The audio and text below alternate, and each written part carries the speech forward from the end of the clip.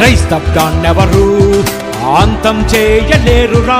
2021 నాటికి భారతదేశంలో క్రైస్తవులు ఉండరు అన్నవాడు ఉండకుండా పోతాడు. క్రీస్తు సామ్రాజ్యాన్నెవరు అంతమొందింపలేరురా. ఎన్నడు ఎవడు కదపలేడు ఈ పునాదిని. కదపాలని వస్తే చూస్తారు మీ సమాధిని. దేవుని జోలికి రావద్దని హెచ్చరిస్తున్నా. దేవుని ప్రకటించే హక్కుందని అడుగుతున్నా. మా వెనుక ఉన్నది సర్వేశ్వరుడే. అతని ఎదిరిస్తే భూమిలో తల క్రిందులే. క్రైస్తవ్యాన్నెవరు అంతం చేయలేరురా. క్రీస్తు సామ్రాజ్యాన్నెవరు అంతమొందింపలేరురా.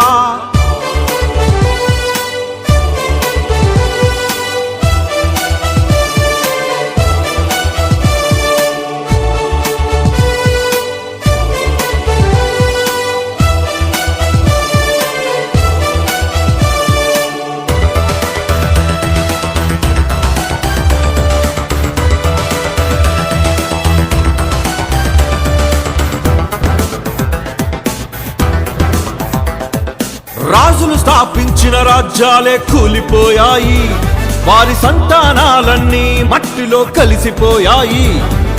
మిగలలేదు ఏ ఒక్కరు, నిలువలేదు ఏ ఒక్కరు, ప్రజలు లేరు ఏ ఒక్కరు. ధనము ఉన్న ఈ రాజులు దేవుడు స్థాపించిన రాజ్యం మాదిరా. ఆ దేవుని ప్రజలు క్రైస్తవులం మేమురా. రాజులైన యాజకులం, భూలోకమందు ఏలికలం. క్రైస్తవ్యాన్నెవరు అంతం చేయలేరురా. క్రీస్తు సామ్రాజ్యాన్నెవరు అంతమొందింపలేరురా.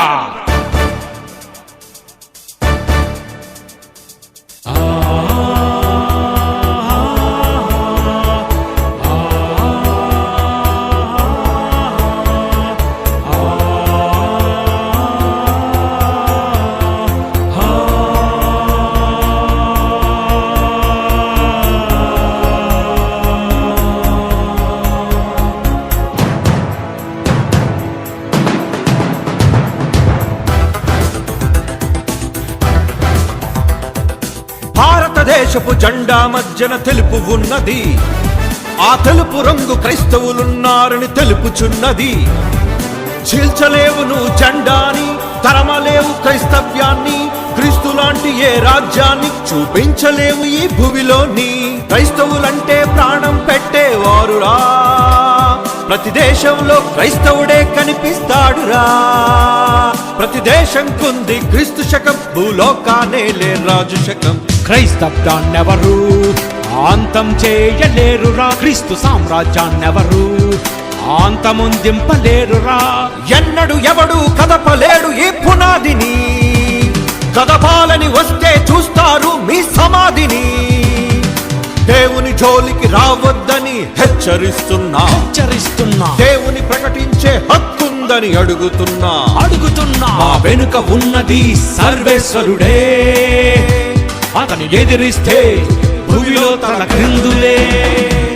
క్రైస్తవ్యాన్నెవరు అంతం చేయలేరు.